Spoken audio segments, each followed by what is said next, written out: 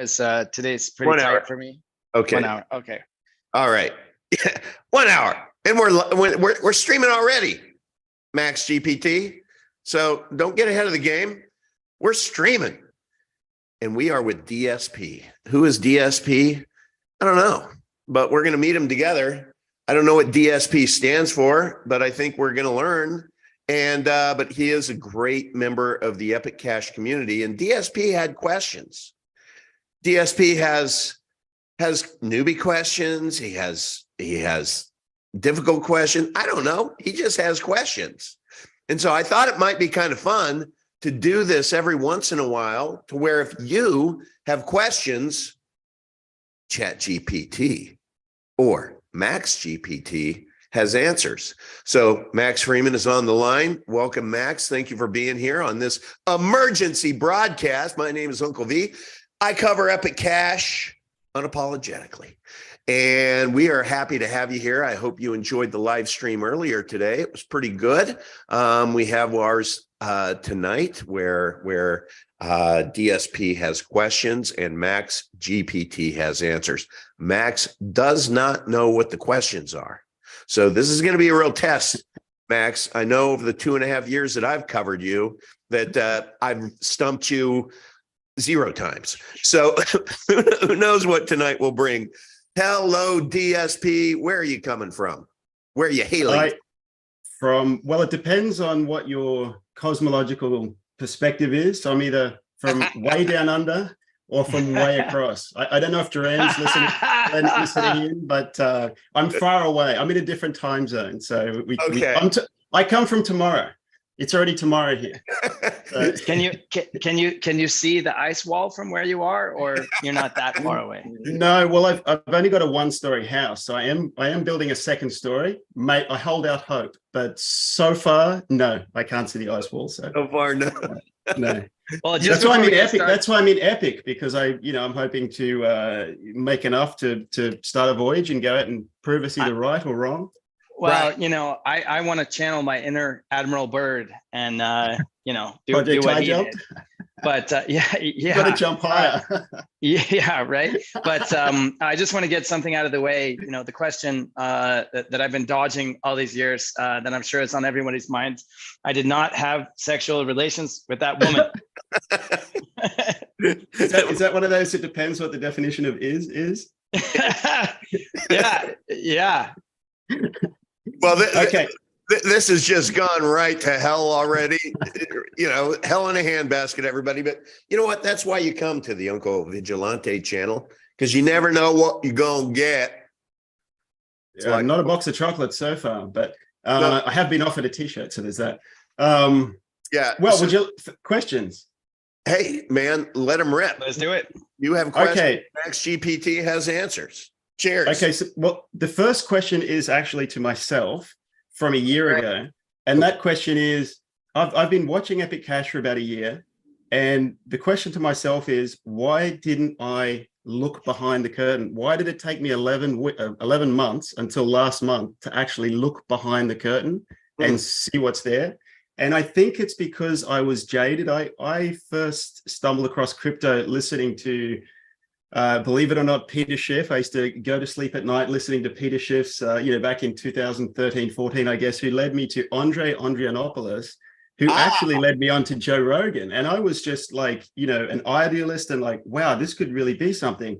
I'm, tech challenged. So because of that was the barrier that sort of, kept me on the sidelines at that point. But I became really interested in it. And then, when we learned more about it, and then, that privacy became more of a, up pops Monero. And then I started to get really, really interested until the Ethereum sideshow came to town. And then I tapped out until a couple of years ago.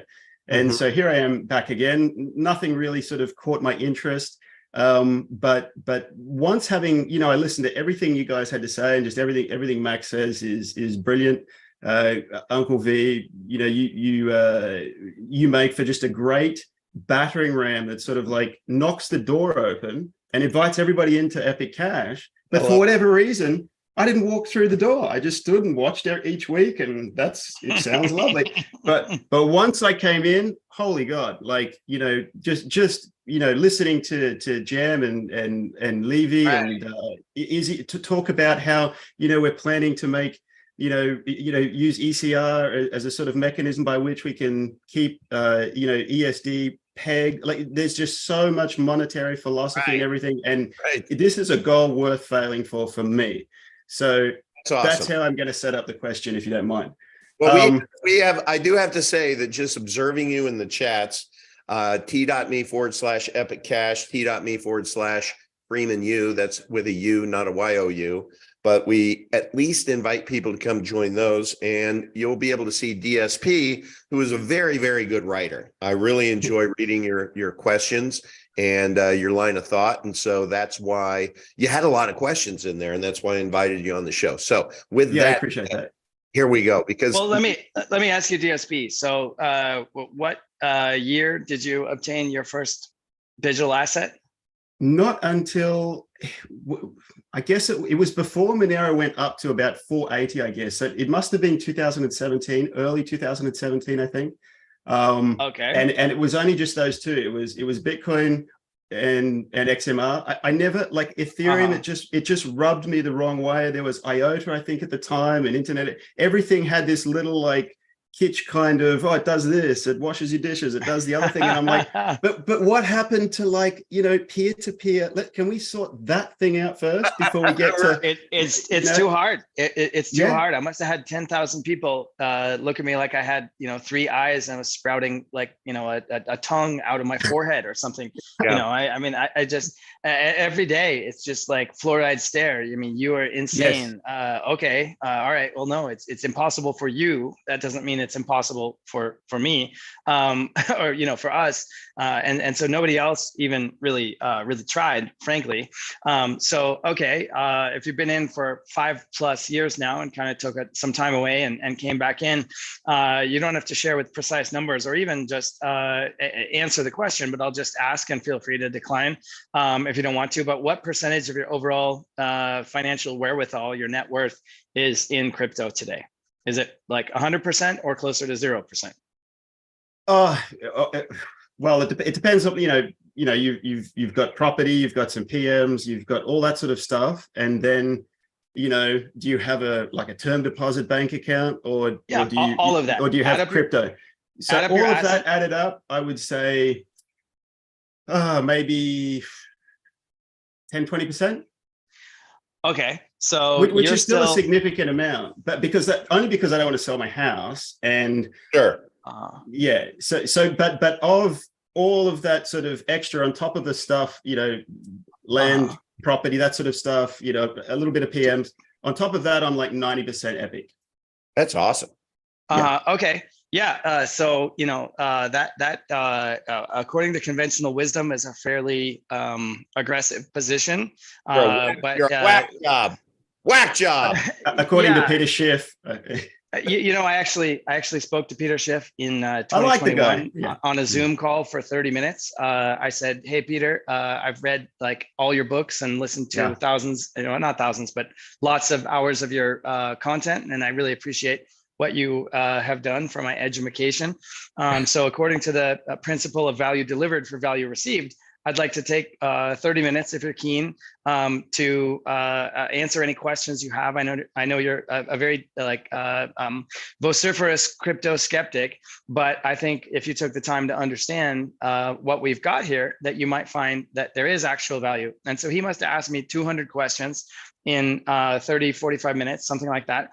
And it was like MaxGPT, just bang, bang, bang. And every time I had the answer, and he's like, okay, next, what about this? And I had the answer. And so I had 100% success rate on having a ready-made answer just instantly. What do you have to say about that? Nothing. And then go to the next one. And at the end, I was like, okay, so, thank you for taking this time to talk with me. I'd like to send you 10,000 Epic as a gesture of my appreciation. And he's like, thanks, but no thanks. Goodbye. Right? Wow. Yeah. Well, I mean, yeah. I'm not. Yeah, I'm not surprised, but I think kind of like, it's his stubbornness that allowed him in a way to stand strong to his perspective being that, look, the Fed and the central banking money system as a whole is totally corrupt. But that same stubbornness won't allow him to look at, technologies that can solve for his problem better than he could ever have imagined with precious metals. Well, and he had his bank shut down in Puerto Rico. I know, the irony. I'm just saying, 10,000. I did the math. My education kicked in. 10,000 times when we're $1,000 a coin. That's $10 million in my 10 book. million. 10 million. Yeah, exactly. So good on you for being as in as you are. If you want it to be even crazier, usually if you have equity in your property, you can borrow against it. I'm not advocating that specifically, but I'm just saying, selling your house isn't the only option. I had a metric ton of physical silver at one point. I had gold and, various depositories and places, just like doing the end of the world beans, bullets, and bullion thing. And so that was how I got into crypto, was through precious metals and understanding the hard money concept and scarcity and all that. But I realized that that kind of was a dead end road for a lot of reasons. I was slow to crypto and didn't really get the memo until late 16, early 17. But when I got into it, I was like, oh my God. And so I liquidated all my PMs, all my property, all my everything, and also got rid of all other crypto and became completely monogamous to not just Epic, because it's really bad if one guy holds too much of the supply. So I actually, don't there's a lot of people that have way more than me. So, thank you when you guys become billionaires. But, the overall ecosystem, the other protocols, the infrastructure plays around that, really a long-term view. And so my numbers, since you showed me yours, I'll show you mine. I've got, when you add up all the net liabilities and assets, north of 100% exposure, because I have net only liabilities in the failing old system. So, for what it's worth, having 20,000 plus hours into this over 5 years and millions of dollars, that's where I am.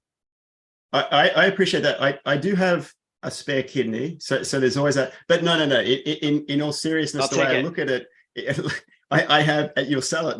The way I look at it is I have a big enough bag, to the effect that if Epic does what I feel it can do, then it becomes kind of irrelevant. So I'd rather sort of put my time in it. And look, I think the difference between you and I, Max, is, apart from you being a genius and all, is that you understand all that stuff. You understand the exact nature of the bet that you're making when you go in 100+%. My level of understanding, a lot of it is based on intuition. I know who's speaking out of their ear, as it were, and other places, and I know who's genuine, and that's what I see in this community. Just the level of just authentic, genuine sort of, and everybody says, oh, look at this great community. It's not by accident. It's because it attracts the people that are going to come to a coin instead of, when Lambo and when Moon. It's like, no, this whole cryptocurrency thing came about and garnered interest because of the corruption of the current money system. So then when everybody in the crypto sphere started wondering about when Lambo, of course the whole thing is going to get corrupted. So anybody that understands the true value of what a crypto ecosphere, epicenter in terms of Epic Cash, anyone who understands that's going to be attracted to and only have eyes for Epic. And I really do only have eyes for Epic. I've got a little bit of a sentimental, thing that I hold on to. But as my knowledge increases, I will know 100% as you do, Max, that yes, I should do X, Y, and Z, and sort of increase my relative holdings, portfolio wise in that. But I sort of feel at this point, it's incumbent upon me to actually increase my knowledge base as high as I can, so that I know, and that's often a problem we get into in any sort of market, but especially crypto, is just it's this following. I heard a guy say something on but then this guy says something opposite, so I guess I'll toss a coin. It's like, right. No, everybody has to learn for themselves, and it's like, I think I understand about 0.1% of Epic now, like of the epicenter and how it all fits together. And I'm going at it hard, you know, in the last month. And, Right. and that's probably being, you know, there is so much to learn. And I love that. And that's what I love about Epic. So as my knowledge increases, I would estimate that my percentage of, you know, portfolio holdings will increase. But at this point, it doesn't, it's sort of irrelevant because, you know, apart from pushing the price up and all the rest of it, it's sort of irrelevant because if it gets to where I think it's going to go, you know, you've got a certain amount, you know, how many billions do you want, you know? Well, it does get ridiculous like that, right? People have heard me say it many times that I have enough. I would if I got, you know, $250,000 tomorrow from somebody that's bequeathed to me, I don't think I'd acquire any more Epic Cash because I have enough, and I think it needs to be acquired by other people, and I mean that in all sincerity. But here's where you guys like aren't in that place yet in your journey. Respectfully, is I reached a point of personal post scarcity. My needs are modest, and I've been working hard for 30 plus years now. And so I reached a point of personal post scarcity many years ago, and then kind of said, what do I want for my life? And my goal with this project is to give away $1 trillion. And so the more value I create, the more I can give away. And so, Uncle, I would say if you got $250,000, you absolutely should buy more coins. Why? Because you can give them away to Batuhan and to KP at Ellipsis News, to Debs, to Mother Trucker, you know, to all these people that are doing stuff. You were fortunate to get in early, and people that come in later are going to be paying 10 and 100 and 1,000 and 10,000 and so on. And so imagine you can improve the lives of millions of people through your foresight and generosity and active enlightened self-interest, paying it forward. No, you know, so that's the ultimate baller move beyond like personal wealth. You're right, but that would be at the expense of my wardrobe of fancy pants. And I do not have the gold diamond studded fancy pants yet. So Batuhan, I love you, but you're gonna have to wait. And I think you're both right, and that's the thing, and you can both be right. And so you know, being where I am, you know, which is closer to, you know, Uncle V's knowledge, you know, base than it is to Max. You know, Max is, you know, way up there, higher than Everest. So in that sort of context, we're both right, because what I think Max was saying is that, Uncle V, when you and I sort of increase our understanding of really why this is not just a speculative kind of thing, but it's almost like a foregone conclusion, then perhaps we would, you know, forego the fancy pants and, you know, anyway. So yes, your European marble bag is very important to my wardrobe, and once I get there, then I'm going to go into giveaway mode. But okay, we're 15 minutes in, and I don't think we've asked the question yet. So you have questions. MaxGPT has answers. Okay, so here's the question, and the reason that whole sort of, you know, qualifying that was because I don't want things to come off as, you know, FUD sort of thing, because it's not that at all. It's just I have a mind that needs to understand everything in detail, right? So the question is, when people talk about, you know, the banks are over leveraged, and you know, it looks like you know, they've been a bit greedy, and you know, the Fed scrambling, you know, what are they going to do? And you've got, you know, Janet Yellen falling asleep at the podium, you know, the secretary, and you got, you know, Powell at the, you know, the point is, like, there seems to be this sentiment out there that they're incompetent and they don't know what they're doing. I posit a completely different sort of thing. I think they are extremely competent. And the way that I see them playing this thing out, I think Uncle V on a stream recently sort of, you know, alluded to this scenario in which, you know, cash might have some kind of contagious boogie virus, that you don't want to catch, and maybe that's a part of it, and they did try that, but I don't think it's going to be like that. Everything is done by consent. And the way I think, you know, you talk about, I don't know, there was a Tuesday morning, I think, in spring, you know, maybe about 22 years ago in New York, there was an event, and you know, it was a controlled demolition of world trade. Yeah. And I think it is not, forget the last C word on the end there. And I think that's what this is. They needed this manipulable money system, with, paper replacing gold and all the rest of it, so that they could manipulate the resources. Like, I don't call them globalists. To me, they're centralists. They centralize everything, and they've centralized all those resources. And that's why they needed a money system they can manipulate with interest rates and all the rest of it. But once they have all the resources, they don't need to manipulate it anymore. They need to lock them down. So what I feel will happen is there will be, there are these 200 banks that might go, the way of SPV and all the rest of it. I don't think it's going to happen all at once, because you don't want to spook the herd. But little by little, there's a bank failing here and maybe a country over there and whatever else. And then, of course, look, the powers that be, they're going to say, look, don't worry, we've got all your assets on record, we've got all your financial standings. Come on in and, scan your retina, whatever it is, and put yourself on the blockchain, and no one can ever touch your assets again. At this point, yeah. So the question is, do I think that's going to happen, or what do I think is going to happen? Is that the question? Yeah, are you trying, like, do you think you're going to kill CBDC in the womb, or do you think you're like, through a financial commodity making of Epic, a financial commodity to the Howey test and all that, can you coexist with the CBDC, or how do you see that playing out? And is there a contingency plan? Yeah. Okay, so there's a lot there. Let me flip over the timer so we get through the questions. I believe they are supremely confident or competent. I think they're the plan. Like, we think that these are bugs, but no, they're actually features. The Fed was created 111 years ago, so there's generations of accumulated skill at parasitism and predation.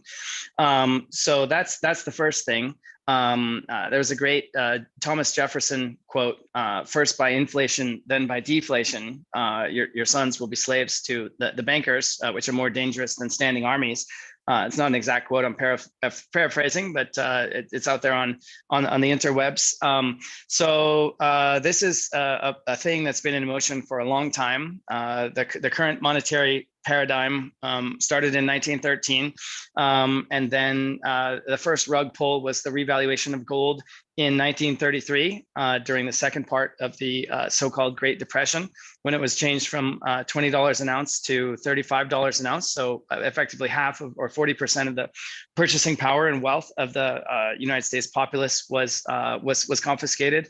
That enabled World War II to get going. So a good one generation between the first Great War and then the second version.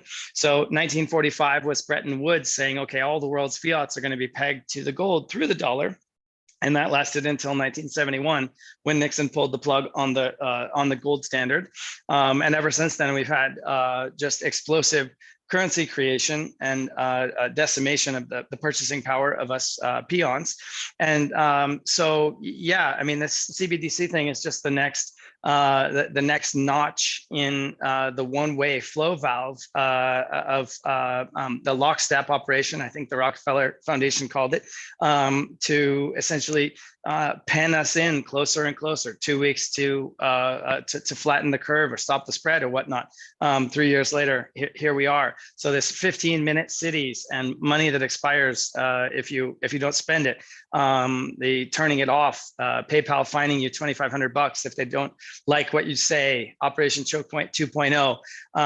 I think anybody that has more than they absolutely need in terms of confiscatable, censorable resources, like, you're 10, 20% in and still have the remaining 80, 90% in this failing system. I'm like, what in the world? Like, why?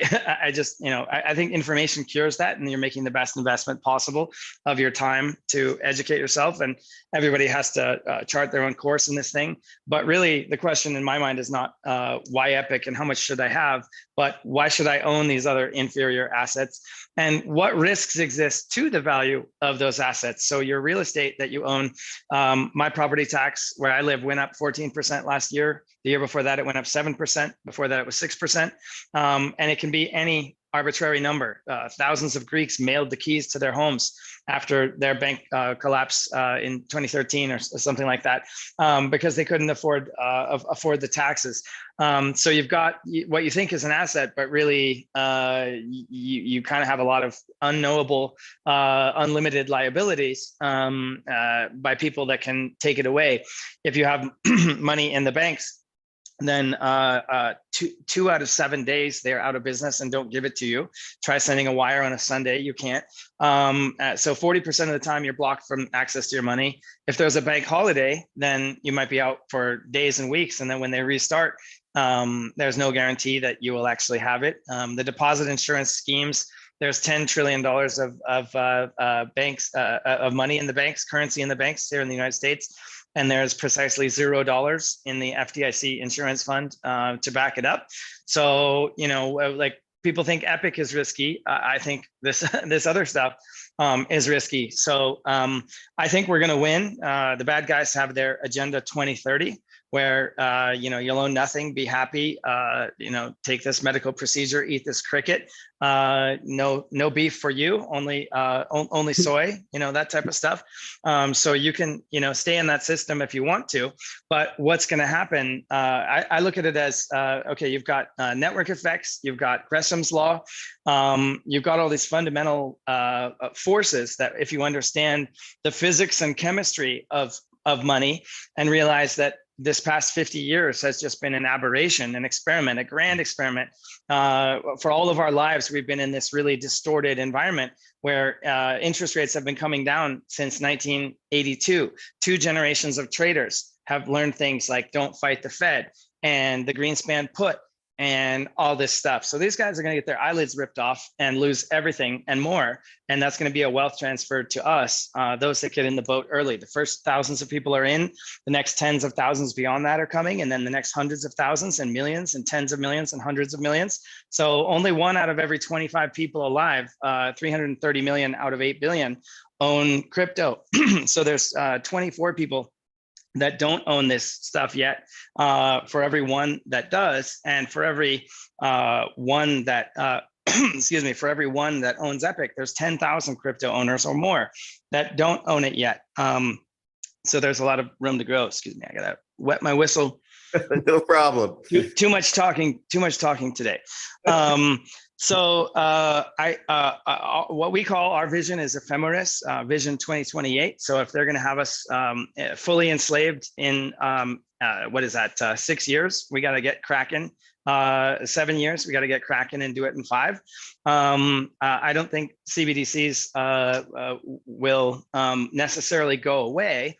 I mean, there will still be remnants of slave populations using them as long as there's a man with a gun willing to enforce that, and people don't want to jump out of the boiling water because it's too scary to get out. So I think the Soviet Union and the experience of the Iron Curtain is really what if I had a crystal ball, and I certainly don't, I would look at the Soviet Union and say, okay, over time, a more free, more open, more productive, more efficient, rational economy kind of won out in terms of lifestyle, in terms of productivity, quality of life, health, environmental, whatever you want to name it, infant mortality.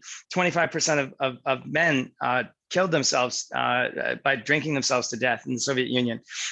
So, we just, like the Freeman family, life is going to really suck if you stay in the CBDCs trap, but it's going to be awesome if you're in our boat. And so when people see that awesomeness and realize that they can be a part of it, yeah, it may take them 11 months of watching, and good on you for even starting to watch, because most people don't care.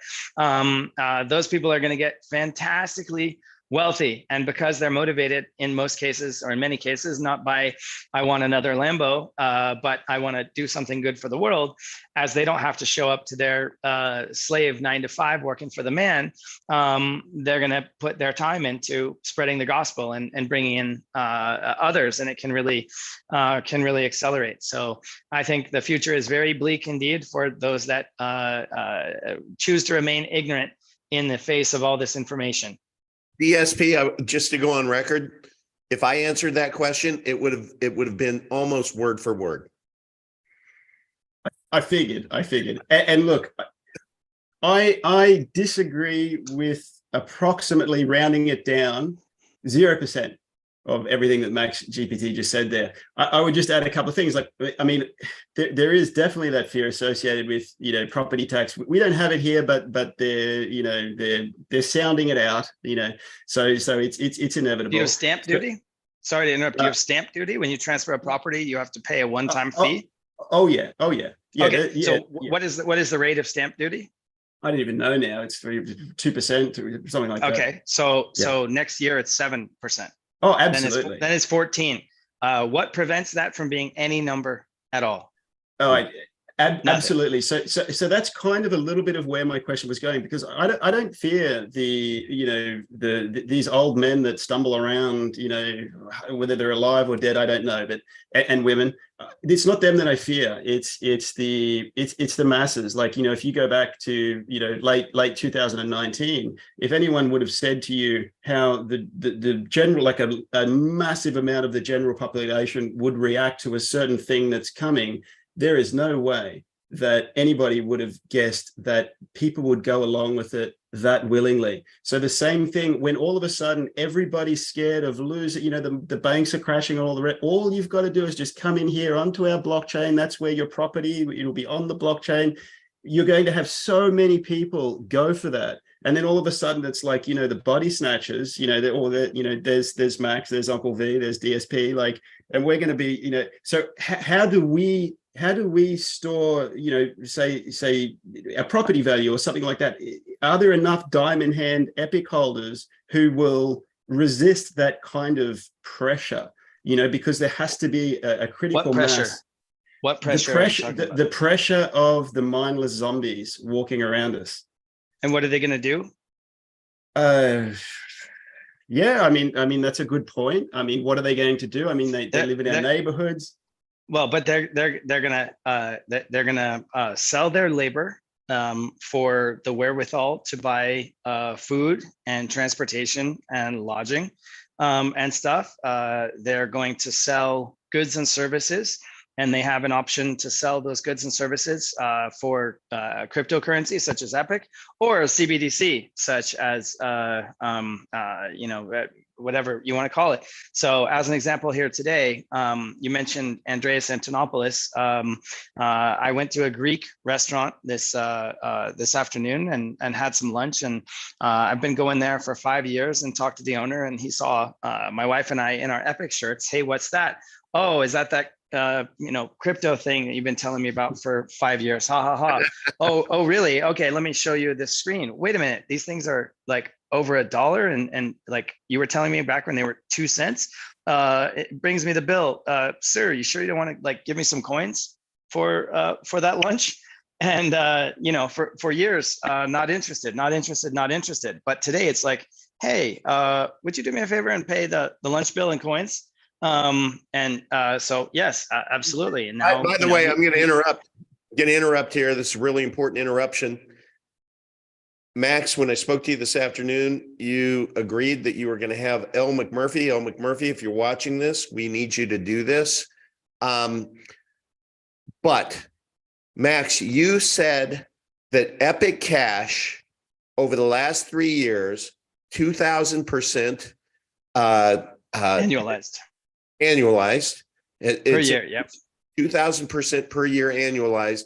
That is the number one appreciating asset in the world, we believe. Number two. Well, it's number two in crypto. Only Shiba that we know of did better. There might be some, we're going to have McMurphy do it. There might be some obscure biotech stock or inverse quadruple, hedge leverage instrument from some Wall Street shop or something. But it's increasingly rare air. And I'm 100%, let's say, I don't need to qualify that at all. We will outperform Shiba, and it probably won't even take that long. So we're going to do that analysis, and the bigger we get, the bigger we can get. And we're starting from such a low base. Think about that. We're just a little shit coin, for the world, but it's the number two asset year over year over the last 3 years. So out of 23,000, we're number two. And so that to me is kind of like the mic drop talking point that I want to start evangelizing to anybody who will listen. And so that's why I want Elle McMurphy to do what Elle McMurphy does and quantify that, and give us some ammunition to be able to demonstrate that. And I know he will.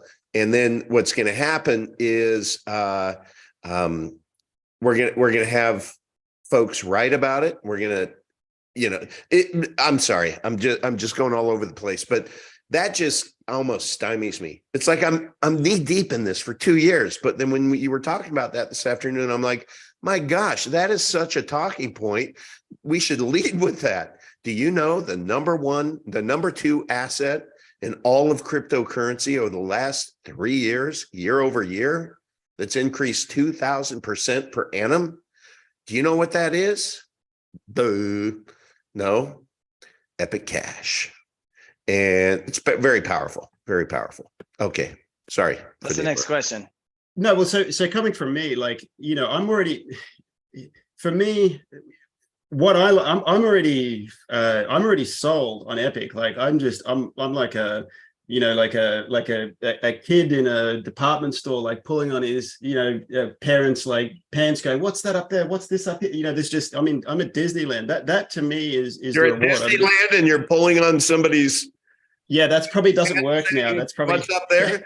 Yeah, I probably could have used another metaphor. The point being, like, wherever price goes to me is going to be, a consequence of everything that Epic already offers. Right. So that to me, I'm already sold. This is not, but what I see, like, coming forward, coming at it from more like a psychological. Even myself, who's someone who's very interested in all this sort of stuff, it still took me a year to actually peer behind, like, that's so, like, and there are stupider people out there than me. So it's like, well, and so the way I see it, like, when you think of the Telegram chat, when Epic starts to grow, the inoculation against maybe losing some sort of people when the pressure is applied is that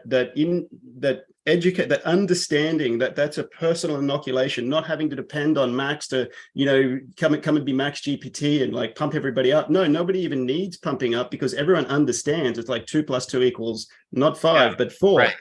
And so I wonder little ideas, like, I know that we, Premine, there is some sort of, but, given that Mimblewimble is like, sort of a Happy Potter, sort of reference, I wonder if there could be something like, some inter-house learning competitions. Like, I've spent some time with Marvellos, who's very active on the Twitter thing and in the Australian group as well. And we've had 2, voluntary value for value kind of exchanges, getting me set up with Linux and, the Epic wallet and everything, and just absolutely fantastic. And I just wonder if, that sort of thing, if we could have some sort of inter-house competition where, you give someone who's tech savvy and then a couple of schmucks like me who know nothing about it. And then, we come and reconvene in a month's time and, see which team does better or whatever. The point being, then we're going to have this wider base of people that really understand firsthand, so that when the Telegram and Epic, grow past 3,000 and 300,000 or whatever, we're ready to accommodate all those, Yeah. So talk to Levi. You can see the couple dozen contests that are already on the board, and plug into that and just add your idea there. He definitely will welcome the help. So yeah, absolutely. We've got in the chat, we have Nug Prince, who's like, I don't know how this could be a talking point, since the graphs show that it was once like $6 or something. So Nug Prince, that's why this should astonish you more. We're talking at the current price, 2,000% year over year. Now, where we got to. If we wouldn't have had that retrace, we would be number 1. So the question is, Max, am I right? Yeah. Well, I mean, when in doubt, zoom out. So here's a glass of water.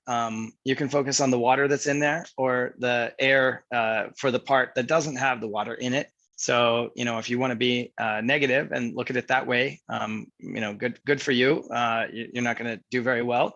But when in doubt, zoom out. And so in 2022, our low for the year was 32 cents. In 2021, it was 12 cents. In 2020, it was 0.5 cent. So unless you went all into Shiba and perfectly timed the market, you're better off than 99.9+% of other crypto assets. Pretty much every stock, certainly every bond, you name it. So I mean, you can't please everybody all the time. Sounds like somebody likes the taste of ankle. Well, it may have been an innocent question, so I don't know about that. But yeah, can I speak in this person's defense? Yeah, sure. Like this is a perfect example of the corruption of the crypto sphere itself. It has trained everybody to be interested only in price up, price down, instead of back to the Satoshi right at the beginning, when it's like, no, this is our chance for freedom. We don't want to be greedy like bankers. We just want an honest money supply. None of us are scared of working. We just don't want the money supply manipulated so that we have to do more work than them. So it's like, everybody that we've been trained to look only at one thing: price go up, price go down. And that's the difference between, you can pull back the curtains of these other 22,000 assets and find nothing. It's empty house. Epic Cash, you open it up and you're just like, holy God, I don't even look at the price, because it's just, I don't have time. I'm just with work, this, that, it's just like, look at everything that needs to be learned. It's like, look at this over here. I've got goosebumps now just talking about it, So, I just want to revisit this, because I don't like it when people have a feeling of being hurt in the chat, and he's kind of not happy about being called negative, which is a first to him, as he says, but he's just concerned. He said only the people who watch the stream and get that information are going to hear the explanation of the spike in the graph. I disagree with you, Nug Prince, because we have the festival that's going on, and when we are out evangelizing, speaking to people and talking to them about the fact that the number one, number two asset over the last years is Epic Cash, you're fine to be able to go look at the graphs and spikes. I think that rare few people are going to do that. Or I don't know if you're thinking of people like when we ask some of these influencers to look into Epic Cash and they immediately pull up the graph. They're like, oh, blah, blah. Maybe that's what you're talking about. But you know what? Those are the people, everyone gets the price of Epic they deserve, as Max says. And so, it's one of these things to where when you are knee deep in it, like we all are, after a while, when people do ask questions that tend to lean negative or are, thinking in can'ts, not cans, I would challenge you, Nug Prince, to go figure out the right answer to that question. I mean, go DM me. Let's figure it out together. How would you answer that question if somebody says, well, I don't know about that because the chart says this? Well, Max just gave you the answer. As far as when you look at the lows per year, that's what you want. What's that? And you zoom out. Yeah. Just zoom out. So where does value come from? I would argue the value comes from utility. So it's not the. We lost you. Yeah, sorry. Like somebody dialed in. Nug Prince is really all about the graph. So he's about that spike up and spike down. So let's just nail this one here and move on from it, because zoom out is the answer. But I think it's important that what is money after all? So money must perform three functions: store of value, medium of exchange, and unit of account. So objectively, Epic has been a superlative store of value over the past 3 years. You can get more oil, you can get more bushels of wheat, you can get more bars of gold, you can get more square footage of real estate, you can buy more plumbing services and pedicures. So it stores value well. It has stored value well over 3 years. Also, as a medium of exchange, there is no other network where you can do a peer-to-peer permissionless private payment anonymously in a minute using proof of work for under a penny. Pay anyone, anywhere, anytime, any amount, any reason. Nobody can stop you. So that functionality is unique. So it's great as a medium of exchange. But then also the one that we don't really get credit for yet, but we will, is as a unit of account, because there will be 20.3 million Epic in 5 years. There's 16 million today. So that means that as a yardstick, if I want to protect against inflation and the ability of others to arbitrarily make me change my prices if I'm a restaurant, make me budget differently for my golden years because now I need more currency to cover the expenses than I thought I had. You're only going to get a 25% dilution over the next 5 years versus probably 50, 60, 70, 80, 90, 99% dilution in the other system of money. So I think the utility is really what underpins that, and ultimately it comes down to what people value that utility at versus the utility of a barrel of oil or a 3-bedroom, 2-bath house in Adelaide, Australia, or whatever. So if you focus on the wrong questions, then you get wrong or irrelevant answers. If you want to find your keys and you're looking under the street lamp because that's the only place the light is, well, that might not be where your keys are. All right, Nug Prince, I'm just going to hit enter. If our attempt to answer your question does not suffice, you can please stop watching, stop following, stop listening, because you're in the wrong saloon, my friend. I just not gonna. Well, he's asking us to quote fix the charts. Can't you talk to these companies and fix the charts? Yeah. There's nothing to fix. The price was $6.85 in December 2021. Today it's $1.35. He's hidden now. I'm not going to deal with that shit. Okay. Yeah. Well, and I didn't call him negative. I called him nuggative. Even better. Yeah. Even better. Yeah. No. The question after question after question. Look, we put a whole lot of time and effort and energy into this, and if you're just going to nitpick one thing that's actually fundamentally false by actually just taking a spike. I mean, Jesus, let's just let's take a look at BTC. Are you going to ankle bite BTC because they got to 69,000 at one point in time? I mean, my God. Hey, sometimes you're there to hunt bear. Sometimes you're there to make love with your high school roommate. Okay, I'm going to think about that one after the show. But yeah. Moving on from that one though, like just in a similar sort of vein, it's like, the question at the back, like, are we looking for spikes in the past and price and all the rest of it? Or like the fundamental question is, we have a problem. We do not, society does not operate on sound money. And then it's back to that thing, sound money again. And I think when you get into privacy becomes irrelevant because it's fungibility. Like fungibility is kind of synonymous with privacy. And I think that's a problem that XMR gets into. And not only that, that they obfuscate, whereas with cut through with Mimblewimble, it's pure, so it takes it away from the whole notion of privacy. And I imagine like there's some, court proceedings against Epic, and it's like, what's the charge? Looking through you appear to be presenting perfectly sound money to the world, and we'd like that's the charge as far as I can tell.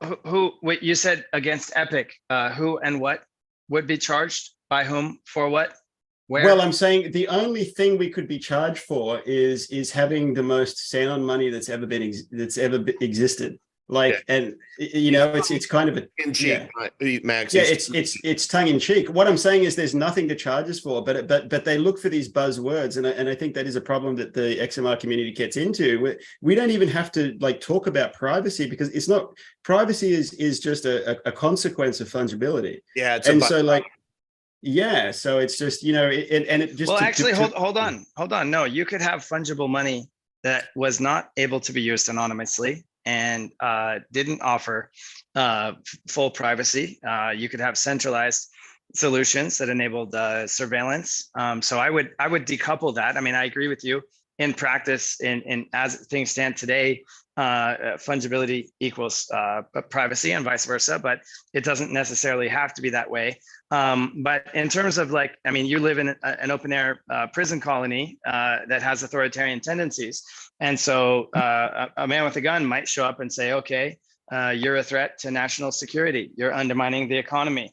You're not a good, socialist contributor to the Australian nation.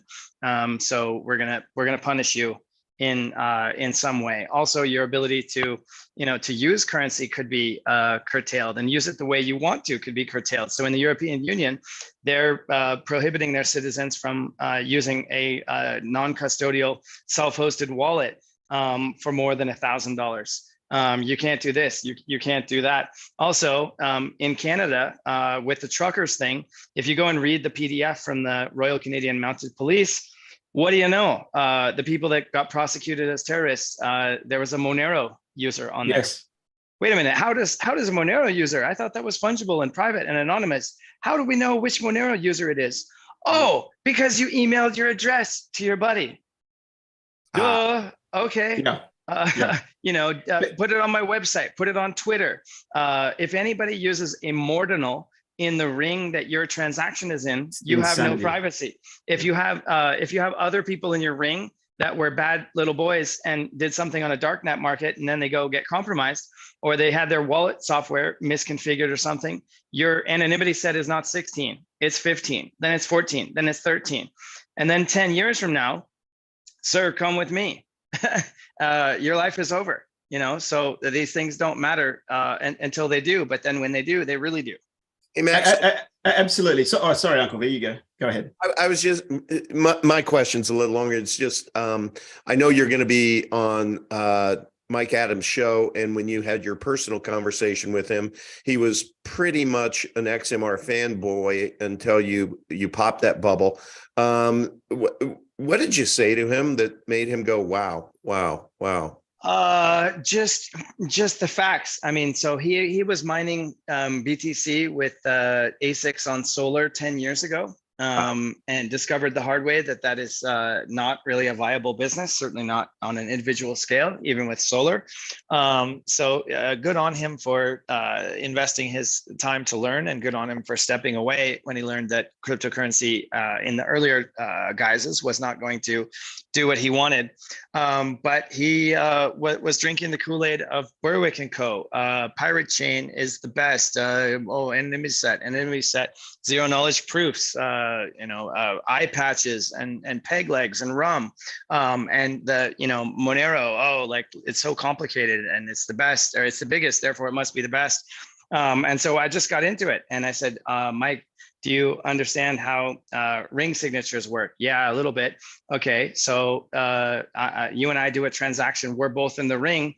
I give up my my keys somehow, willingly or otherwise. What happens to your anonymity set? Oh, now I'm in a group of 15. Okay, 2 more people. Now one guy uses an ordinal. So you're a scientific guy. Mathematically, like you used to be 1 in a certain chance that you can be identified. Now it's 1 in a fewer chance, 1 in a smaller chance.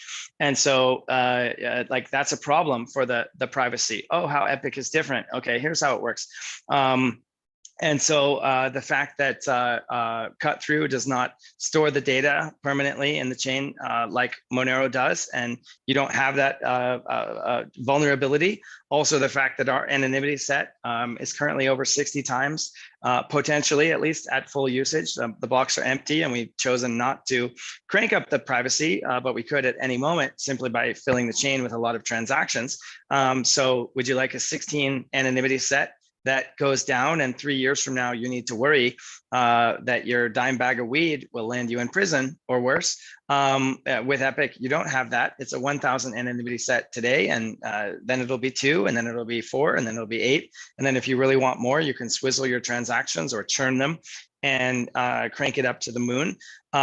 We can do rings if you want rings. Oh, I didn't know that. Also, the zero knowledge proofs. What about Pirate Chain, Zcash? I thought that was the best. Well, Zcash is only 0.9% private. The other 99.1% of transactions don't have privacy. Oh, that's interesting, but doesn't Pirate Chain use the same tech as Zcash? And 100% are shielded. Well, yes, they are, but the coins come out of the miners transparently, and then they go into the shielded pool. So you've got surveillance there. You have to tunnel in on your mobile to a desktop. So you've got de-anonymization there. There's various ways that Pirate Chain users can be tracked. And also there's this thing called trusted setup, which a lot of people don't really care about. And I don't think it's a big deal, but who knows what kind of mathematical tricks that are in there. I mean, if you trust Edward Snowden and he's a part of that ceremony for Zcash, then okay, cool. But a lot of people don't like that. So there's all these different trade-offs. The scalability, he asked about mining, and I said, you can mine on your ordinary desktop computer. Well, what about my gaming rig? That's interesting. Okay, but it's only 48% of the time. What do I do with the other 52%? And so I took him through how RandomX works and how ProgPow works and how quantum computing is a threat, but we have an answer already with dilithium crystals. Mm-hmm. So, I mean, in 20 minutes, Mike is a high octane guy. We probably got 2 hours of topics covered in 20 minutes. Yeah, it was staccato, rapid fire. Okay, I get it. Next. And then he had to go. But I sent him a bunch of links, and he pinged me a couple hours later and said, hey, I've been just obsessed going down the rabbit hole, listening to all your interviews, and I'm loving it. I'm going to keep studying. And I think he's probably sent me a couple of messages since then. So he's super stoked. That's amazing. And if everybody doesn't understand the implications of that, you're not paying attention. And Max and I had a little chat today to where we had a little tussle. We kind of like fought for the first time. And Max was talking about Joe Rogan and about how we're so close to being able to crack that code. He came out with some 13-minute video or whatever, and he said, "Can you imagine, when I get on Joe Rogan and I'm able to call the shots and say, no, I'm not going to show my face. That's not what I do, and that'll mean everybody's paying attention." And I said, "Wrong aspiration, my friend. Who cares about Joe Rogan? Let's build Epic Cash through the Mike Adams of the world, the next Joe Rogans, the ones who aren't controlled, the ones who haven't been compromised." And yeah. Max, you said, that's a good thought. Yeah, authentic people. That's Epic's, to me anyway. From being new, it's full of authentic people. And on that, just a shout out, like you've got the likes of people like the Mother Trucker in the Telegram chat there. You've got, I don't know if Sky King ever sleeps. I know Max works 42 hours a day except for Sunday. But like these people, I just, Marvelos for sort of taking me under his wing. Just, the podcast, the Jam and Izzy and Libby and Kim. It's just so informative. It's just because they're all authentic people. Amen. Amen. Yeah. That's a great observation. Epic is authentic. I mean, that is it's a great observation. Thank you for making it. It's easy to see when you're new. And the last thing I would add, because we're coming up to the hour here, because Max loves analogies and metaphors and stuff. He mentioned being in, sort of an open air prison. And we are where we're at in civilization or society, civilization. What did Gandhi say? That would be a good idea or something. I can't remember. But we're in a minimum security prison, and they're putting us on the bus and they're taking us to a maximum security prison. But the bus is where you make your escape.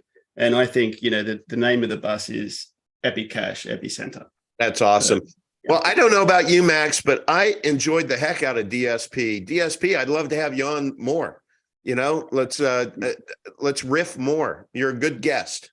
It'd be my pleasure. Just an absolute treat to talk to the both of you. So I thought it was a little premature. I didn't want to sort of jump ahead in line ahead of anybody else and ask dumb questions. But just I've spent so much time watching you both, and just an absolute treat to be here and just to be a part of the Telegram, just everything A+ all across the board. Well, that's amazing. Well, welcome. If you want to, sorry to interrupt, but if you want to start a business, there's a couple dozen people that have got their dreams in various stages of gestation. And I'm super happy to help entrepreneurs achieve their dreams with EEA, the Epic Economy Amplifier, and Premine Ventures. So that's a good way. There's all kinds of opportunities, whatever your skill set, to apply your trade, sell your goods and services, find some niche in the market to fill, and also, get involved. I mean, if there's 2,700 people in the main Telegram, and if every one of those did literally 30 seconds of stuff every day, clicking a like, posting a comment, sharing something, setting up somebody with a wallet, we would be where we want to get to pretty much right away. Hey, I just want to say, shout out. Hi, Crypto Housewife is in the house. She's we love us some Crypto Housewife. DM me. I gotta send you a shirt. No, I have a shirt in a shipping envelope ready to go. Like we were watching the video on the live stream going like, how big is her head relative to her shoulders? Okay, I think she's this size. So we got it ready to go.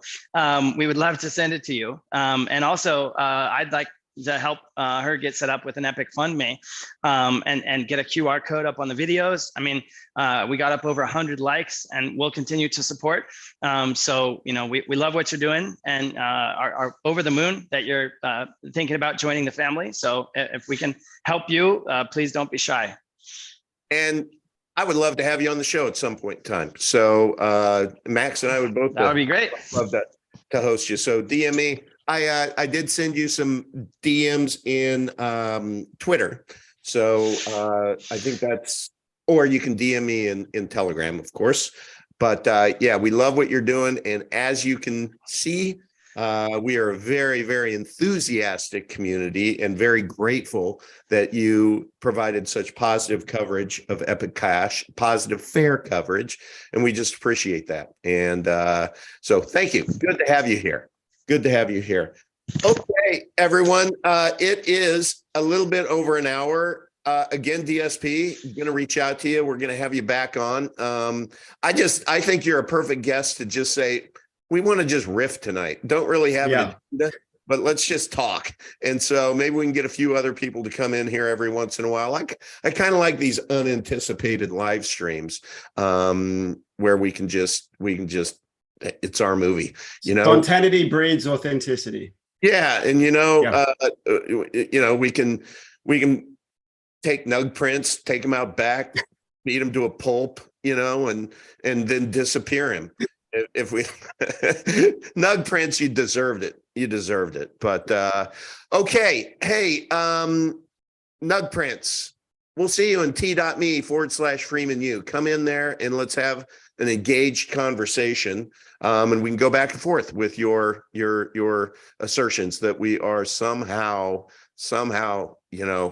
mismessaging, I guess, when you're up 2,000% year over year for the last 3 years. And because you went up to an all-time high and retraced, that somehow negates the rest of it. I don't know. I went to college, got a finance degree. That dog doesn't hunt for me, but then again, I'm just an uncle. All right, man. Max, thank you as always. Appreciate you. DSP, you rock. Everyone in the chat, thank you so much. Even you, Nug Prince, and Crypto Housewife. I just made you a moderator. All right, everyone.